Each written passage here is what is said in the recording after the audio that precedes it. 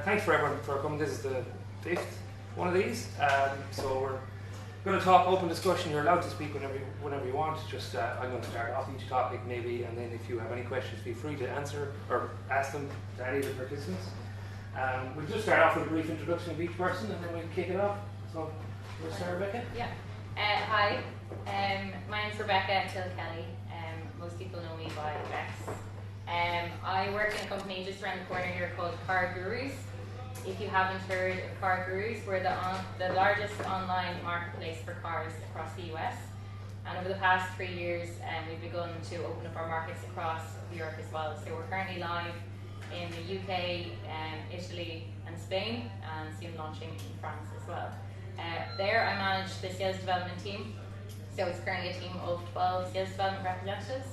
I got into that myself, being a sales development rep a couple of years ago, and from that I used the role to kind of get me into account management, account executive roles, and learning and development roles as well. So that's me. And where did you come from before? Yeah, so before joining Car Gurus, started my career in tech in Google about 5 or 6 years ago, a few weeks. I was a sales development rep there. I then moved into a company called AdRoll. Again, it's an online advertising platform. There I did a sales development role for 6 months, moved into account management, moved with the company to Sydney, grew their strategic account base there and started their learning and development team. And then I moved home after a brief period of travel and started a role as an account executive in Microsoft. Where all go. So yeah, did kind of the full 360 on sales roles. Discovered a particular, I suppose, passion for learning and development and coaching others, and that's what kind of naturally led me to where I am today. Cool, thanks. Better, cool. Hey guys, my song's coming up next, so this is very exciting. My name's Tyler. Thanks for coming. It's awesome to have you guys here. This is really cool, and thanks for setting it up. I'm a release train engineer for MasterCard's Cyber and Intelligence group. Essentially what that means is MasterCard connects a whole bunch of people, banks, governments, NGOs through about 7,000 different technologies. Some of those technologies are designed to stop fraud and illegal activity, and those are my area of technologies. So I'm a release train engineer. What that means is I focus on, from ideation all the way to delivery in our production environments, how does work flow in a way that makes sense and is risk-free. Prior to this, I started on the business side, I started on the product side, financial M&A with MasterCard in New York, and then previous to this, I've done banking, film, and culinary careers as well, and have traveled to Argentina, Zambia, South Africa, Serbia, and India for work, and that's a big part of my global technology career. Orla. Hi everybody, my name is Orla Moran. I'm a senior sales director for a company called ThousandEyes. So ThousandEyes is a pre-IPO American FDI technology company, and we're a network intelligence platform. So we enable organizations to have visibility into the performance of the internet, which is a network that all organizations rely on. So prior to ThousandEyes, this is my 3rd time building up and out a team for an American tech FDI company. They say 3rd time lucky, so hopefully that will absolutely ring true. So have been in tech my whole life, have been in sales my whole life, and very fortunate to be leading a 3rd time pre-IPO company. So it's great to be here today. Thank you for coming. I know it's not easy to stay after work till 7 o'clock and to listen to people talk. So yeah, it's the young leaders, the next generation. So thank you for being here. Yeah. So one of the people who couldn't turn up tonight, she wanted to ask a question about how you came into management first, or what was the role that you moved from being an employee to a manager, or to have been people manager in the role you became. Sure. So for context, I'm a manager now just 10 months. So every day is a learning day. So as I mentioned, in a company I was working in an ad role about 4 years ago, I began to take opportunities to lead kind of onboarding sessions for new representatives coming in, and to just kind of take a lead in kind of, I suppose, bringing people through an onboarding cycle and developing out training programs for reps. And so I discovered that I took particular enjoyment not just in driving kind of my own individual contributor performance numbers and working towards targets, but also in helping others to ramp up and achieve theirs as well. And so with those particular aspects of my role, I kind of saw, okay, well, maybe later in time a people manager role would suit me. And so I began to take on more and more of those projects. It was actually a previous manager of mine who is currently the VP of sales for Europe for the company I'm currently working in, who reached out to me when this role became available to say, hey, look, I know you're in Microsoft now, I'm sure you're very happy, but I think this role is something that you would be particularly suited to. And so having come from a sales development background myself, it wasn't something I passed up, and so that's kind of what led me to where I am today. Yeah. And so yourself, Tyler? Cool. So I had my first people management position in South Africa, managing multiple farms for a company called Food Pods. As a young leader, it's a really excellent opportunity. If you're, in a corporate environment, being a young leader, it's difficult to get people management experience. If you take yourself out of that environment, the same concepts still apply. So this opportunity was to manage 7 different farms, and we had a whole bunch of predominantly women who were working on the farms, and that was my first opportunity to delegation and people management. Today I have a team of 7, and then I have an organization of 120, which is what we call our train. It's a development organization. But to be clear, I'm not a management person of that within MasterCard. So I still use the influence that I've learned, but don't have the direct connection to that 120. You're so cool. So yeah, I was an enterprise individual contributor for a tech company, earning a lot of money, living the lifestyle in London, and I was mandated to go into management. So it wasn't an elected choice. For sure, but very happy that one of my mentors and my leaders back in the day saw potential leadership and management quality in me. I think it's easier for somebody to see it in you than for you to see it in yourself, right? So he literally pushed me into the management scene, reload me from London back to Dublin, the glamour of it. Reload me back to Dublin to manage and lead an underperforming, dysfunctional team, which, looking back, earned my stripes. It was certainly one of the most difficult periods of my life, but certainly one that I look back on very grateful for in terms of earning the leadership stripes, if you will. So. Yeah, yourself and Bex were talking about your mentors or managers who've set you on the path to management, but some people in the last meetup or a couple of times have been saying they find it difficult to pick the right mentors, or who do they go to, how do they know that's the right person for them and it's going to help them proceed. How did you pick that out, or did you just kind of fall into those places? Yeah, I think sometimes it's, it is trial and error. I think you have to, like a good pair of shoes, try them on or try on a number to see if they fit. And with mentors, it's the same. I mean, in my career, I've had a lot of mentors, and I've had to swap some out.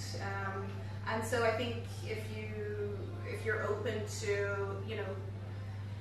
it could be a mentor that's right for you now, but that's not necessarily right for you in a few years' time. You don't have to hold on to your mentors, right? So, they're a transition, they're a phase, and so you'll probably go through a lot of them in your life. But it's really, really important to have really good mentors that you trust, and not even in your same industry. It's good to have ones that are in your industry, but it's also good to kind of diversify outside of your industry and outside of your immediate first, second network as well. If you use the same kind of... Yeah, so for me, kind of like the first mentor that I developed, the first person I knew that developed into a mentorship relationship was someone who had actually been a direct manager, and then I moved teams, but still realized that he had qualities that I wanted to take on and develop, and he had a knowledge of the industry that I also wanted to take from. And so I thought that, felt like he was my first mentor, but as Orla has said, that kind of went its course. and I moved on, and then since I have developed new relationships with people who are both in industry, which is fantastic, but also outside. So they can give me really constructive feedback, they can see things from a different perspective, and I really trust that opinion then as well. I'd also say that peer mentors are great as well. So I've kind of built a small network of people who are in similar roles as me in different companies, so that when I come up against something, which is most days, I can kind of say to them, how would you go about this? Or, have you come up against this before, and get their own feedback and perspective, which I think is as valuable as those mentor ones as well. Yeah. Did you have the kind of, from when you were traveling around, did you pick one in each office, or? No. Yeah, mentorship, I don't know. You can learn from everyone. I think peer mentorship is a really good example of that. I think if you just go to the right people and you have a real question, you're genuine about why you're asking them, you're going to find yourself very successful when it comes to building mentorship relationships. For me, there are a couple formal, strategic people, in different positions that I've sought out, and I think that's a really good strategy. But also, majority of my mentorship comes from people who are same level, same issues. Hey, I'm going through this. I had a challenging call. This is what happened. Can you help me? And now you have 10 voices, and that I think is really, really powerful. So I would say start with the peer side, get that relationship building, and then think about who within your organization or outside can help you do what you want to do. Yeah. So last week we started with a fairly easy question, so I'm going to say this one again. What's your least favorite thing about management? Easy one. Whoever can come up with that first. What are your pet peeves that you didn't realise when you came into it that was going to happen? I think for me, it's, obviously it is a huge responsibility, and I think, leadership is around looking after, it's not about being in charge, it's about looking after the people in your charge. And so for me, it's about always bringing your A game and knowing that you have that responsibility to the people who you lead, that you constantly have to bring your A game. And so you have to be on it, you have to be, wholly responsible. It's like having, children, it's not like having children, but you just can't switch off. You can't have a down day. You constantly have to bring your A game. And while that's a huge privilege, some days, we're human, we just want to curl up and have duvet days. And so, it's a privilege as well. I don't see really anything necessarily the negative side of management, other than it's a big responsibility, but it's also a huge privilege. And so it is our responsibility to continuously bring our A game and to never bring our BC game to work. You just can't do it. Lead by example in a way, kind of. Cool. Yeah. Any other?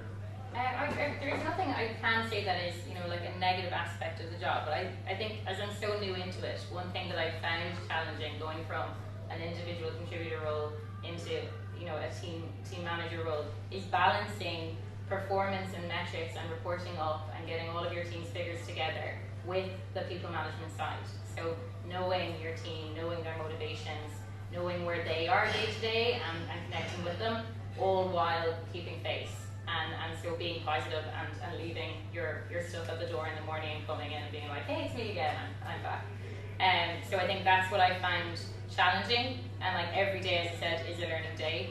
It's not a negative, but it does take time to adjust it. Yeah, that kind of leads me into another question, how do you keep the team motivated on a day-to-day basis? What's the tricks and tactics behind that?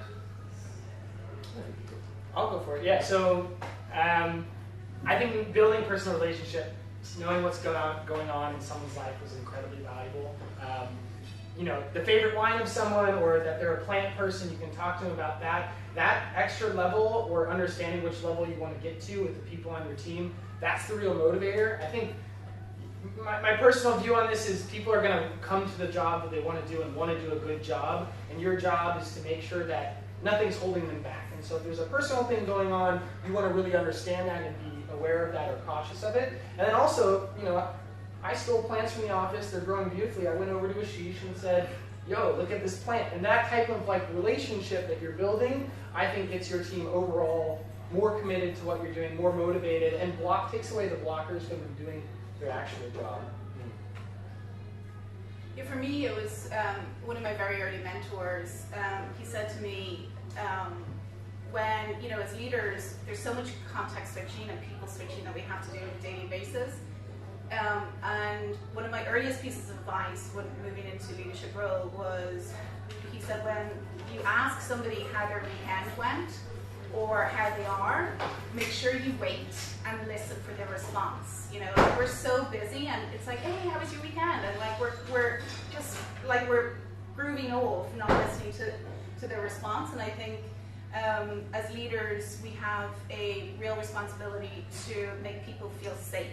And I think if people feel safe within their team and they trust the people they work with, I think it's hugely motivating for individuals. And I think, you know, and the precursor to that is hiring the right people. So hiring the right people that will gel well together. You know, I personally hire based on a sense of optimism. And so it really is, you know, our responsibility to put the right people in the right roles at the right time. I think if you can put all of those ingredients together, I think you end up with a very motivated team that are self-motivated. Yeah, so that's kind of one of our speakers the last time said culture eats strategy for breakfast. So that kind of leads into that where you're trying to build the right culture in the office, and that's kind of the same thing, really, is it? Or? Yeah, I believe so. I mean, there was a recent Gallup study that said, you know, 25% of success is based on skill and technical capability, and then 75% is based on, you know, a sense of optimism, social security. So do you feel safe within your team? And then the third one being growth mindset. And recently over LinkedIn, there was this article that's trending going, you know, don't keep a brilliant jerk. I don't know if anybody has seen that. But it's like there's always that one asshole that's on a team, you know, that's been there for legacy, and it's like he or she is performing, but he or she is just toxic. You know, organizations are finally waking up to, you know, that do not keep that jerk. They're way too costly to culture. And you know, thankfully organizations are now waking up and firing these. How would you tackle that? How would I? In terms of? Well, if they're long term though, and they're pretty much built into the furniture kind of thing, like how would you actually approach that? Yeah, I mean, look, they never are built into the furniture. You know, nobody is irreplaceable, and certainly if they are performing and if they're an individual contributor and they have this sense of I, you know, a lot of them put the I in tribe. I think for me personally, I would look to manage that person out of the business. You know, and obviously there's sensitivities to that, but for me, it's not worth the cost on culture or collective productivity. And I think, you know, we have a responsibility to our team, because if you're keeping a jerk on board the bus, if you will, then you're effectively saying to the other people of the team, you don't matter, this person's more important than you, and to the collective kind of productivity and culture and with strategy of the team. You're doing them a disservice by keeping somebody like that on board the bus, in my opinion. And So, also that is okay to do that. pardon? It's also like telling is okay to be like that. Exactly, yes. Just by allowing that behavior, you're silently cultivating it unconsciously. Good. Rebecca, so you've worked in a mixture of like large multinationals and smaller companies, small to medium enterprises. What are the kind of underlying themes the same? Is there a few different major differences between them, or how does that? Yeah, I suppose there's, you know, some things are the same, and within all the companies I've worked in, you know, culture has been a major focus. So starting off in Google, you know, we kind of look at other companies now and we think, well, they're all copying Google, like that's where it all started. In Google though, you know, as one of, at the time I think it was like 1,500 people in my building, I felt like a number. And so while I, you know, was really privileged to get the role and get the opportunity and everything, it was really difficult for me to see my impact. And that's one of like my main motivators day to day. It's like, what impact am I making? And so it was also difficult though for my manager to communicate that to me. And in those larger organizations, same with Microsoft, I felt that there was just more closed doors. It wasn't as transparent, even though it's meant to be one of their values. And so moving into a smaller company after Google within AdRoll, which was a company, I think I was like number 35 in their team in Dublin, immediately I saw the change in, okay, this is what I'm doing every week. This is the impact I'm having on this like growing UK market. My managers were more open with me. They were like, this is what's broken this week. You know, this is what we needed to step up and do. And so I had more opportunity as well to learn and to be challenged. And so ultimately as well, you know, in the opportunity that I have now within CarGurus, that was the draw to come back to a smaller company again, to like, you know, open all the doors, to have more access to how decisions are made, how we decide to open markets, the challenges that we face every day, and to be as open and transparent with a team, so that I then, you know, I'm able to provide those same opportunities to learn and develop, you know, in that environment. So those are kind of the main differences. Yeah, that kind of a bit better in Mastercard, I think. With we kind of a smaller office in Dublin with regards to the whole kind of Mastercard itself. Our office was 350, 400, somewhere around that. But it's kind of, you kind of get a mixture of all worlds with that kind of a size office, so it's not too bad. But yeah, I see where you're coming from with the Google thing. And Tyler, yourself there, you were talking about, you said earlier, sorry, Just a question for Rebecca on that one. So would you say that it's easier to grow in smaller companies than to grow in the larger corporations? Where would you have seen challenges in terms of growing in Microsoft, for example? Yeah, so I think, you know, within companies that are already large at scale, if you're part of an organization that's built out already, what may happen is that, you know, you kind of settle into your role and there may be opportunities for progression. But outside of that, you need to look at how many opportunities are there coming through your door to be involved in new projects and to work with multiple different stakeholders across the business and grow your career from there. So for me, within Google, I was kind of limited to a certain kind of trajectory within my career, I felt at the time.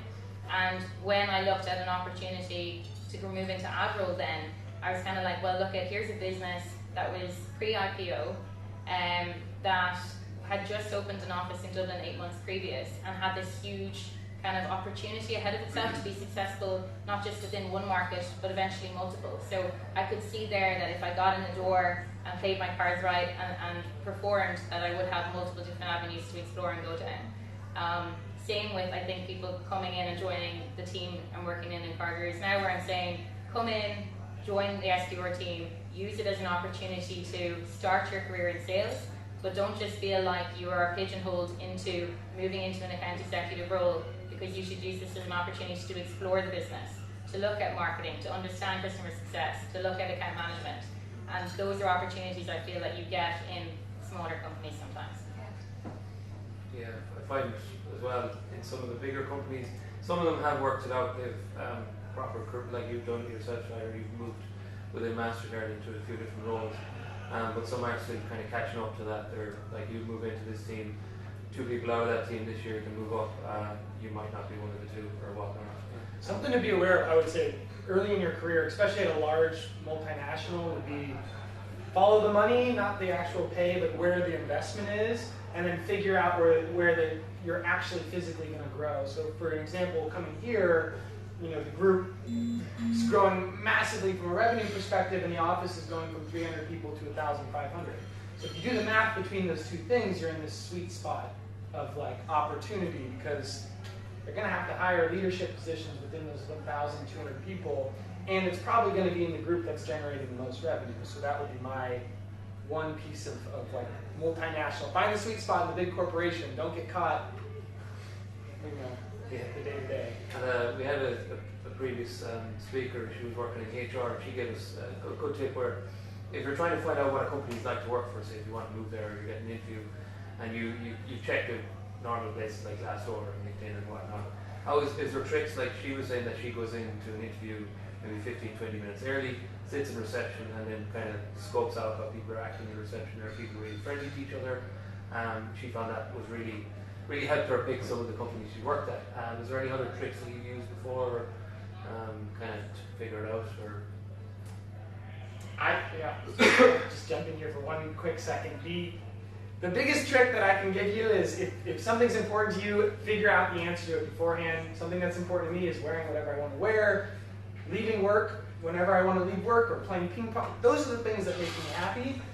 Find someone, like truly, find someone who, I don't know how you do it, finagle your way in there and ask those real questions. Do not accept a job. If those 3 things are important, and HR will tell you one thing about culture, really find what your values are around those things and find the answer from someone. I normally use my university or just my hometown. Oh, we both are from here. Can I ask you what do you wear to work? It's kind of random, but those are the important things, to me, at least. Yeah, it's a good point. I mean, I would say, Dublin's a small place.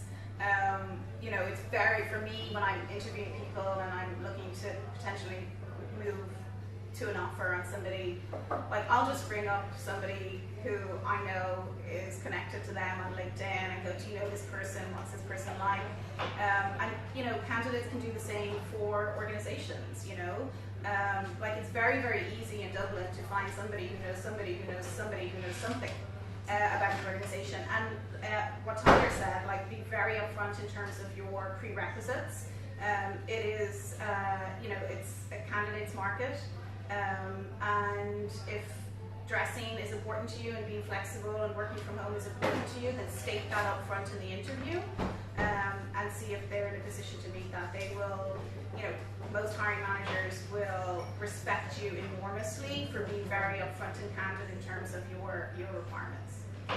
Yeah, that's same kind of thing. Same thing pretty much. I think like to stress, like at the interview stage, you should, know your worth going into an interview and really carry your value. And as much as it's an interview on the interviewer's part, it's also a chance for you to interview them on what it's like to work there and figure out if it's a good fit for you. And for me, for every role I've kind of explored or ended up taking, I will always take that step to actually contact someone who's in the role that I'm going into or has been or is in a similar role where I have to work quite closely with them and ask them, can you give me some honest feedback as to what it's like there? I did it with my current role, and I was told an absolute dream, and I said to them at the time, like, this sounds like an absolute dream. If I take this job and it isn't, you're the one who's going to have to deal with it. But it is, I appreciate the same honesty with people who come to me asking what my company is like to work for, and I give them that same direct feedback. I don't hold anything back. I give them the good and the bad. And so you need to kind of approach people with kind of the same type of expectation. Yeah, cool. And Tyler, in your bio and earlier, you said that you do a lot of extracurricular activities, hobbies and whatnot. And apart from, like you said, with the charitable thing, the farms, what other stuff do you recommend people do? Well, that they might like or whatever, that would help them in their career or help them give them more kind of experience at some of the managerial stuff? Yeah, this question makes me really happy. This is a big part of who I am is the outside of work spot, and I think my advice would be just figure out whatever it is. Figure out your priorities. For me, it's my family, my friends, number 1, number 2, health, and number 3, work. And I will always do that prioritization. And the top 2, I hit on clearly outside of work. So for me, it would be dancing for the health, or going out and cooking healthy foods, or having someone over for dinner, just making sure you're always learning. So I don't know exactly what you guys are interested in doing. Trinity has great events every single week. You can just check that out. Eventbrite, go to a dance class, cook something you've never cooked before. The beauty of it is I sit in front of my computer and in front of people and I'm talking, blah, blah, blah, blah. I go to dance or I go to cook and I'm using like a different part of my brain, moving my body. It's kind of a weird dynamic, but you're not exhausted because of your work day. You actually are unlocking this extra energy that you have. And so my suggestion is understand what you do during the day, understand what the other energy you have is and how you'd like to use that, Netflix and whatever, I don't care. But do something with that time that's going to grow you in one way or another. And it doesn't have to be work. It can be health, it can be family, it can be friends, it could be work, whatever. But that's my philosophy. My favorite question to ask people when out is, what do you do for fun besides work? And I think it's a really, really good way to determine if this is someone you want to hang out with or not. But so maybe you can start by asking someone that question. If they're interested in it, you can join them at salsa or whatever it might be. Yeah. Or you can join me. or you have a kind of a foundation you set up, the clothes for Dress for Success. Dress for Success. Well, actually, I didn't technically set it up, but I do volunteer. Okay, yeah. It's a real passion project of mine. I've been volunteering with Dress for Success for, I guess, 7 years now. And so I think just going back to, you know, broadening who you are and bringing your whole self to work and not being very unapologetic on what you do in your downtime and what you do for fun. And, you know, nobody wants to hire somebody who's all about work. And nobody wants to be led by somebody who's all about work. Like diversify, do the salsa.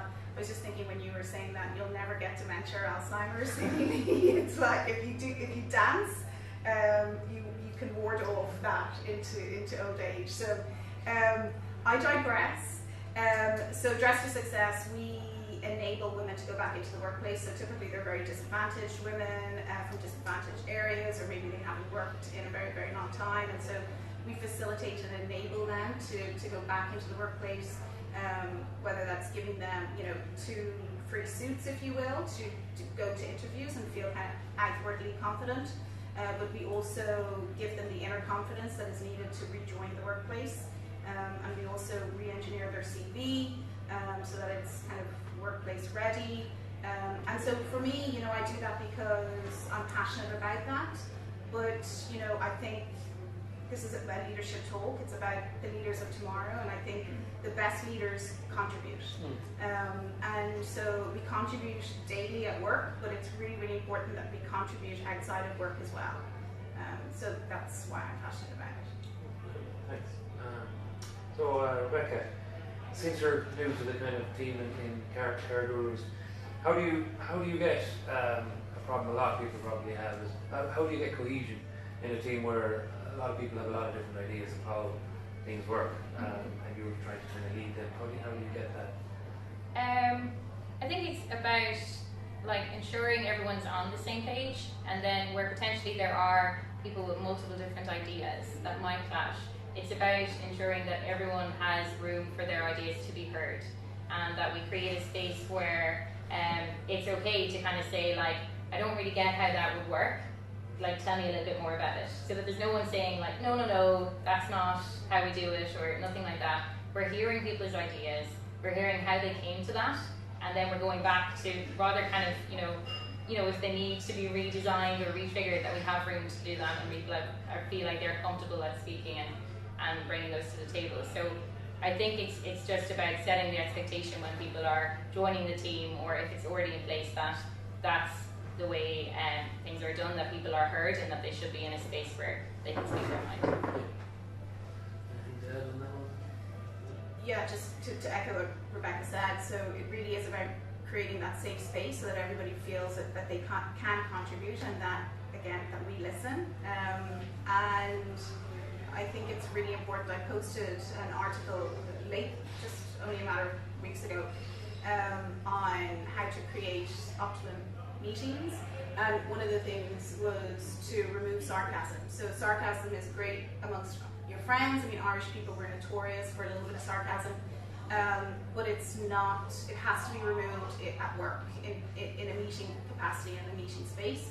Because while it's great in friendships and it can be funny, in a meeting environment where we rely on innovation and ideas, it silently kills creativity and contribution. So I think it's really, really important as leaders that we make sure that sarcasm is not welcome in the boardroom. Yeah, cool. And so part of what a lot of people say, and what I'm struggling with a bit at the moment, is the art of delegation. And a lot of people say a good manager is someone who delegates well. How do you know you're delegating fairly? Like you're not delegating too much or too little. How do you know the perfect balance in that? I'm going to let somebody else do Yeah, this, Tyler, because do it. I'm working on this. Sure. I'm not optimal at this at all. Yeah. Delegation, well, I don't want to do it. No, I'm just kidding. No, delegation is a good skill, and I learned this a lot in South Africa. If you're on a farm and you have 6 other farms, you have to delegate what's going on all those farms and building that trust. To me, I see delegation, and there's different ways of doing it. You can give a piece of a project to someone, you give them a project, and they might graduate to kind of like, you give them a problem, and then they'll come to you with the project to address the problem. So I think part of one skill within delegation to get good at is to understand which of those 3 or 4 or 5 categories that you want to have this relationship with. And then when you get those strong performers that you just know, you can come to them and say, I don't even know what to do here. And then next week they come back. That's the true strength of delegation. And I think the other thing to keep in mind is you can't be myopic about it. If you think, oh, I'm going to let this go and it's not going to be perfect, you got to be thinking long term about building that person, building the strength and the trust. And you have all your performers at that highest level of just problem tacklers and not piece of the project people, you're going to have an incredibly dynamic and different team. So that would be my advice, kind of to figure out who's good at what. Yeah, I find one of the things that we're getting better at in Mastercard, but a lot of companies struggle with is when someone does the job correctly. We Irish people, I think, inherently are really bad at giving compliments. So I tell them, look, that was really good. That was a really well written email to a customer or client, stuff like that. That really helps people as well. We're kind of noticing that coming through from some other teams. Yeah, we're working with other teams in America. We're much better at it than us. Than our Irish teams, but we're getting there. We're kind of getting better at that, so that helps too. So like, there's like for a lot of people might say, yeah, I want to go into leadership. That's fine. I want to go into manager. But then other people don't want to be people managers, but would still like some of that leadership roles. Is there kind of routes they can take, or do you know any kind of ways they could go about their careers? Yeah, I mean, nowadays, I mean, everybody and anybody can lead, right? I mean, to lead is to influence, and you know, we all have the capacity to influence people to the left of us and people to the right of us, and that is a responsibility. And we can influence people positively, and we can influence people negatively. So we're all leaders, you know, and you don't have to have people or direct reports to be good leaders and influencers within your organization or within your community. So yeah, I think there's lots of different ways to influence. Yeah. And social media. Yeah. By the way, is on the Speaking of side social of this media. chair here for all the people on the video. Yeah, so this is probably, I'm going to try to put up some pictures on Instagram and share them on the Meetup page as well. Back to the Meetup. So you've all worked in different companies, you've all worked in different jobs. At what stage, when you decided, yeah, I'm done with this role, I'd like to move on, or was it like is it a change of scenery you wanted? Is it a change of culture? Is it because you feel like the company's not giving back what they're giving you? Like what lead us through your thought process on that? For me, so I suppose my first kind of big change or big leap in my career was going from an account manager role in Dublin and staying within the same company but moving to Sydney. And that came just from an email that went to the whole company saying, we have this role in our Sydney office, the ideal candidate kind of looks like this, and we're hiring internally. And I looked at my manager, and he knew at that time that I was looking for the next thing, like the next challenge, and there was no greater challenge than moving to a continent where I knew no one and nothing about the industry there, and stepping up in terms of responsibility for my role. So that was what I was hungry for. It was a challenge, it was something new. I felt like, you know, I've reached a point where I wasn't learning as much as I needed to on a day-to-day basis, and so that made sense for me. My decision to leave there was a decision where I wanted to come home. I wanted to take time out. I traveled on my own for 7 months, and that was more about my own personal development and figuring out about myself. And when I came home, it was the idea I had to complete the sales cycle and go into an account executive role where I was selling, where I was closing. And then ultimately, this decision came about not because I stopped on a learning journey or I wasn't happy there, but because it was the right opportunity at the right time, and they don't come around often. And that was the reason I took that leap.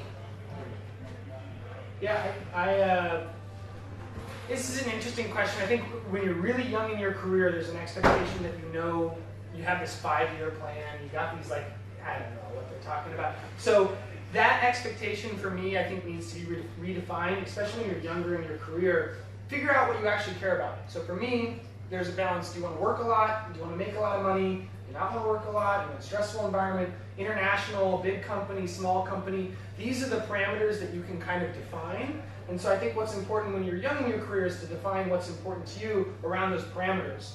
Which leads me to when you're ready to make a move, as you understand yourself and those parameters that you've set, you kind of identify one or two that you want to tweak and change. And so for me, the international side was a huge part of why I'm here. It was not, the specific role, it was to build that global technology leadership presence. You need the global. So identifying that parameter and then going after it, I think that is what drives me to make a change. Yeah, and I think the most important thing is, and it's a cliche for a reason, but is to know thyself. And so for one person it might be to travel to Sydney or to have that international exposure in order to grow their career, but that might be terrifying for somebody else, or just not right now. It might be in the future, but it's okay that it's not right for them now. And so a really important piece of advice is to just stay fluid, stay open, stay receptive, and know, just know that your priorities are going to change and your life is going to change, and that's okay. You don't have to have this fixated career 5-10 year growth plan. Just stay receptive and know that it's going to take on, multiple different forms, your career potentially. Just because we're in tech doesn't mean that we're going to be in tech in a few years' time. Like, you might go into food, and that's okay. I think that's probably a great piece of advice. Yeah, and so say, like, as part of moving to a different role, you might move into a managerial position where you're new to the team, there's a lot of other managers. How do you kind of prove yourself or get ahead in that team where you're trying not to ruffle the feathers of, like, all the managers you're working with or your peers in your team at the moment? You're trying to prove yourself. How do you do that nice and subtly, I suppose? Yeah, my strategy, I don't want any personal conflicts, so I always lead with facts. I know my team's revenue, I know our predictability, I know our margins, and I know that if I hit those three numbers in whatever way, I don't have to say anything. That's what's going to drive it. I think going to an environment for me where it's performance related in that sense is really powerful in setting that expectation. So if you can make things all lovely and butterflies and rainbows on a personal level, but kick their ass in terms of numbers, I think that's probably the best way to go, and people recognize that. And I think the second thing is to be part of successful groups over and over and over again. They also will start to recognize, okay, something's here, success is not standing out, but there's a track record of proving yourself over time, and I think that's the other important component with the facts. Yeah, I know that it takes time, right? So specifically when I was, I've been at ThousandEyes for 8 months now, and so, I built the Dublin division from the ground up. And, I'm part of an extensive global leadership team, and we're on weekly calls, and there's a lot of different personalities amongst all of the leaders. But I think it takes at least 6 months for you to find your operating rhythm as a leader amongst other, because most leaders, especially in sales and especially in tech, are, they're dominant individuals and they're confident, and there's an element, like, they're confident with humility, I think is the best way to go as a leader.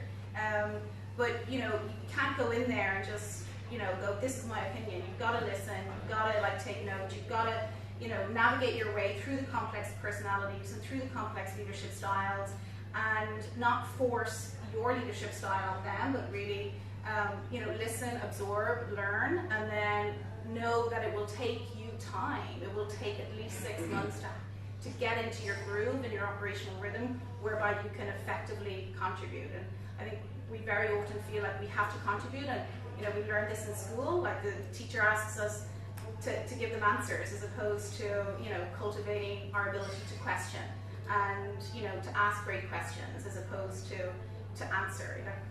We don't have to offer up an answer to questions or our opinion consistently. It's like, just wait, buy your time, understand, navigate, and then contribute. That makes sense, yeah. And so speaking of your own, just ThousandEyes and New Relic, so you started teams from scratch a few times now. So like, how do you, I presume you were doing multiple roles at once, and how did you kind of manage all those multiple roles, and how did you prioritize each one based on like, how did you just prioritize it really and work through it? Yeah, when I first moved into management, I was carrying an individual quota as well as a team quota. So a team quota, this is a few years ago, over a team quota that quarter of over $1 million, as well as my own individual contributing number of $250,000. But you know, I went in and I wanted that. I didn't want to give up my number. I didn't have the number of deals I play. So it was purely for financial, selfish reasons. And that, looking back, that was quite ambitious. But I think, you know, building ThousandEyes now, so I'm building multiple lines of business. So we're building an SDR team, we're building an enterprise account management team, we're building a commercial sales team, and there's multiple lines of business, and so there's a lot of context switching.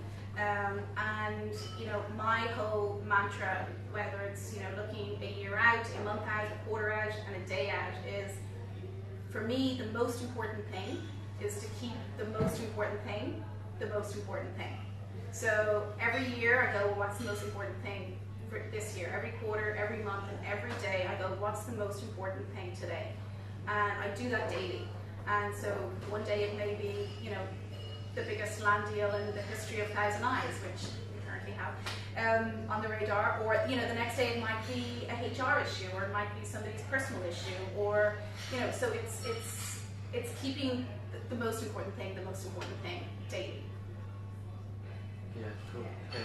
Just there are your long questions if anyone has any. Yeah, go ahead. So I'm VDR manager at Kilkelly, and I too am new enough to prepare to being a people manager. I've been doing it for 14 months, and I'm very process orientated and people orientated, and as a result I really want to help my people and do the best by them, and therefore I want to know the best process in which to do that. And I've come to learn that management is a lot of winging it, and scenarios coming up, and you know, tapping into different resources, be it online articles or peer mentors, things like that, to find out how to address that. And I suppose I'm just wondering where you go in terms of resources as things come up. Are there particular online forums or ebooks, podcasts, things like that, where people can learn from in a more proactive manner versus reactive? So, Orla, if you're talking about podcasts, then is it say Orla? Yeah, well, I do.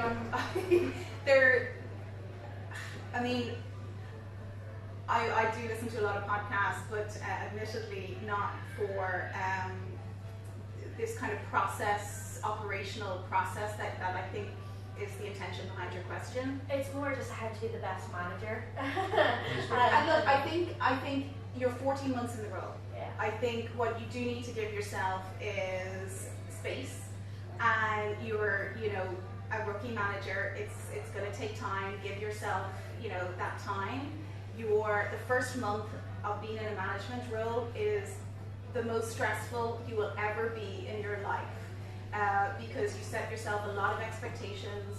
You're looking after all of these people, you know, and you went from being an individual contributor, probably focusing on yourself, to now focusing and being responsible for the human beings. And so the first year to 16, 18 months is the most difficult, and you just got to ride through it. Yeah. And know that you'll come out the other end with learned experiential knowledge. Because, you know, there's probably no one that you could go to. I mean, we all have mentors, and, you know, it's really important that you do have those mentors, or, you know, kind of meetup groups like this where, you know, you're kind of taking a little bit from everybody. But there's no better teacher or guru or podcast or meetup group than experiential learning. So trusting yourself that every single day you're learning, you're growing. This challenge is going to make you grow. It's going to make you a better leader. It's going to make you a better manager. And cut yourself some slack for the first 16, 18, if not 24 months. Yeah. Yeah. There's actually two pretty good ones that I started listening to lately. Harvard Business Review podcast and How I Built This. So they go through each, what was I listening to Soul Cycle today. So they go, each podcast is an hour on talking about how the person built this company from scratch and the trials and tribulations they had going through it, so that's a good one as well.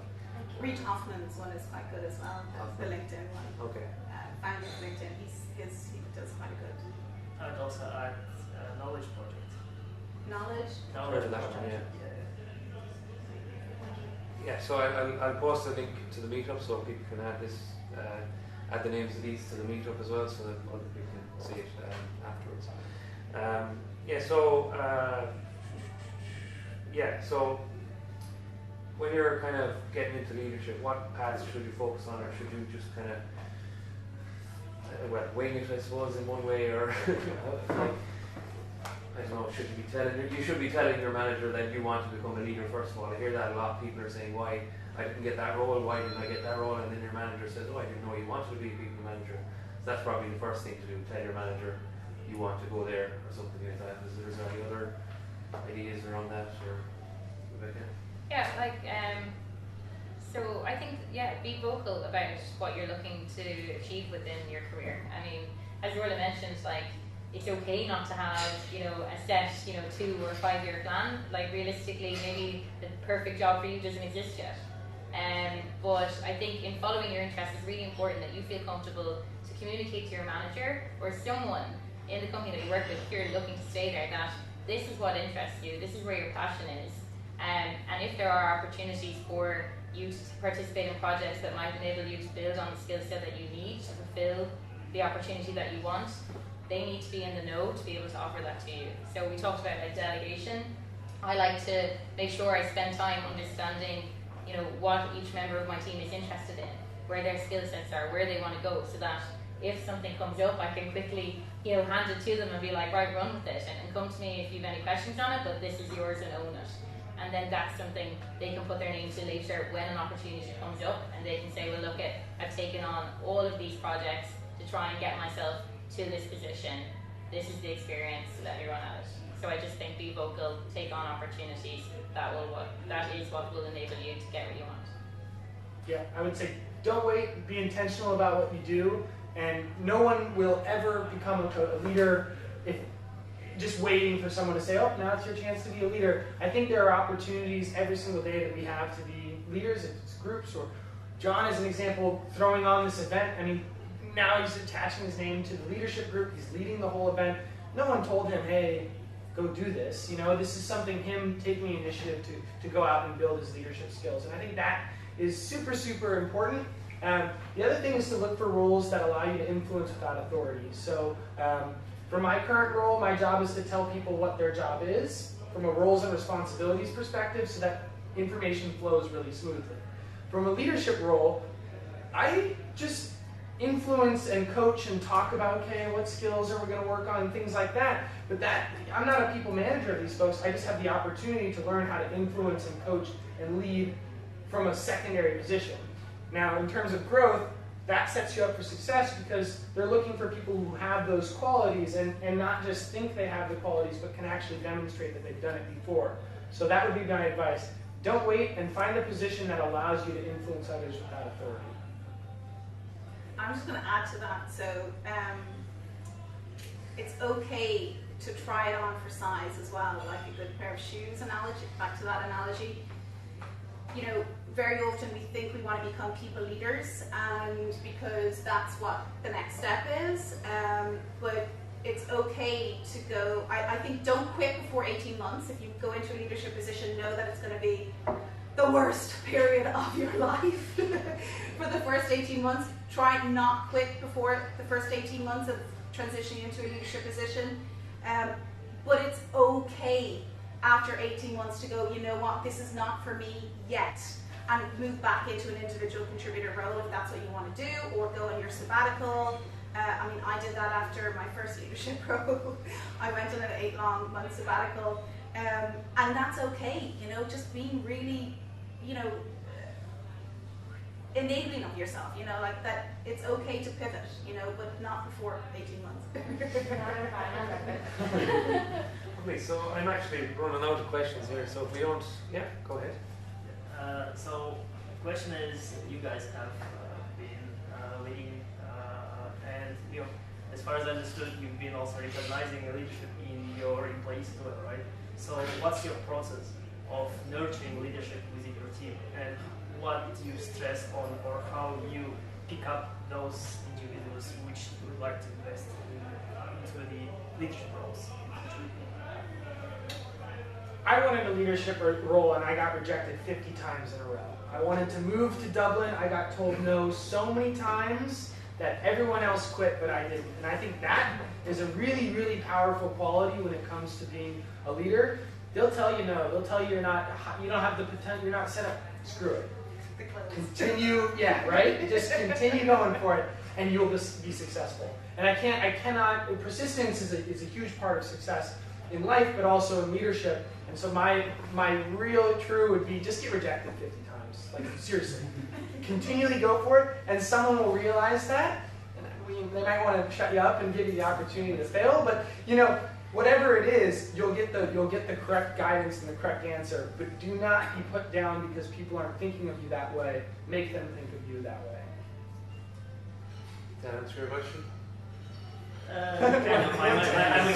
As a leader, how do you nurture the team more that way? Is it? Yeah, it's more about the culture as well, because I work in a tech industry in one of the very large companies, and as I perfectly agree with your words, Rebecca, that you said that those large companies, you feel yourself as just being a number. So, and I'm interested in how do people, what the people really look for, because when you know that, then you look at yourself from the other side as well, because you try to push yourself to in those areas to be better. So, yeah, as for you guys who have been in the leadership roles, what's the most important things?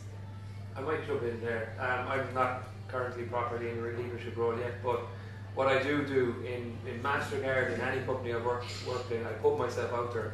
I join every club I'm physically able to join, social clubs, any committees that are going. This is being funded by the Tech Leadership Network in MasterCard, so I'm a part of that as well.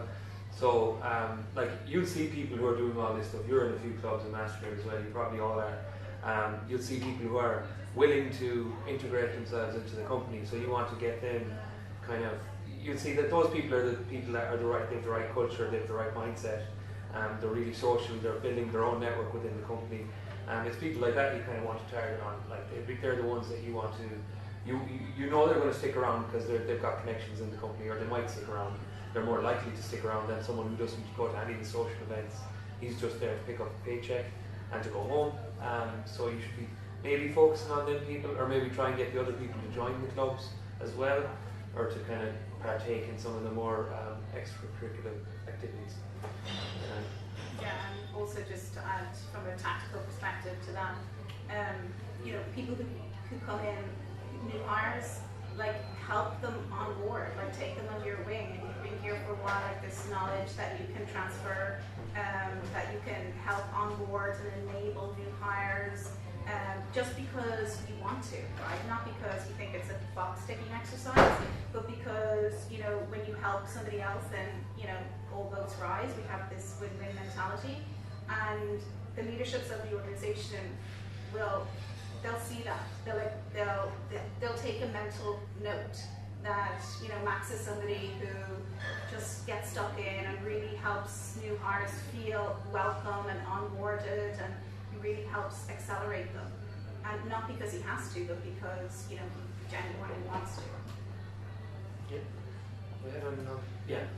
So you guys have a great opportunity to learn your leadership skills within the tech industry, which enables like modern management and all this kind of stuff. And you guys now can be like in a mentor position in which you can enable like a young leader to actually grow within the tech industry.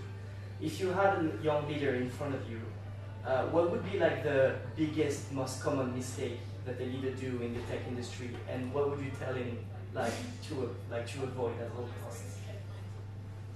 It's a really great question. Yeah, so I think like I'm very new into it, and so I'm still